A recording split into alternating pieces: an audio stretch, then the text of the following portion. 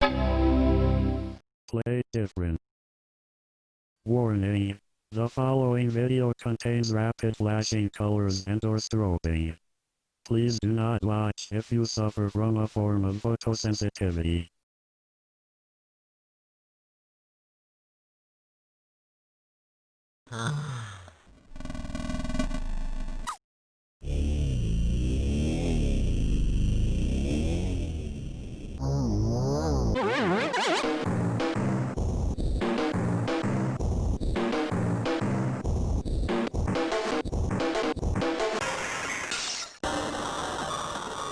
Greetings, smart and attractive people of the internet. In this video, we're looking at Zaum Gadget, which is one of the most experimental hypercard stacks I've ever come across. It bills itself as an interactive cyber event, and it is built around the concept of Zaum. But I'm sure many of you are wondering, what is Zaum? Zaum is the name given to the linguistic experiments in sound symbolism and language creation by Russian futurist poets, which began way back in the early 1900s. It was created as a language with no definite meanings, allowing full expression, unlike common language, which is binding, or at least it is according to the person who coined the term Zaum.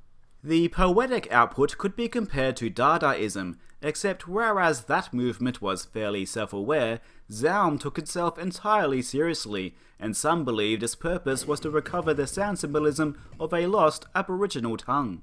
The use of Zaum peaked during World War I, but it influenced later art movements such as avant-garde and surrealism. And you can thank Wikipedia for that little history lesson there. Okay, but what is Zaum Gadget?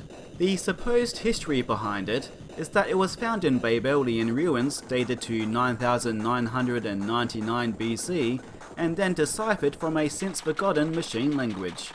And you know what? That is actually what this hypercard stack felt like to me. It feels like an alien program which was then translated to our modern machines as best as possible. The result is a bewildering piece of software. It's full of poetry, both understandable and seemingly nonsensical. It documents a fictional history of Babel and asks questions no one can possibly know the answers to. It spurts out cacophonies and allows you to make your own cacophonies, and bizarre animations spill across the screen. The interface is even part of the experience, being incredibly non-user friendly, sometimes making you loop back on yourself as if it were a maze to navigate. And let me tell you, I loved every minute of it. There are some books which credit this as being an early example of digital poetry, and I would definitely call it that. Of course, your mileage may vary, but I think this software is a wonderful work of art and recommend experiencing it for yourself. If you don't have the means or time, I also uploaded a video of me exploring the software with no commentary. My only gripes are that it crashed a couple of times, and I think some sounds didn't play correctly, though this may be an issue with my emulator and version of HyperCard. The author seems like an interesting person. They also wrote a book called Polynoise, which is a collection of essays on noise and its philosophical, sociological, and musical implications. I'm not sure if I'll understand any of it, but after experiencing Zaum Gadget, it's definitely something I want to check out. And that, my friends, is Zaum Gadget. Thank you for watching.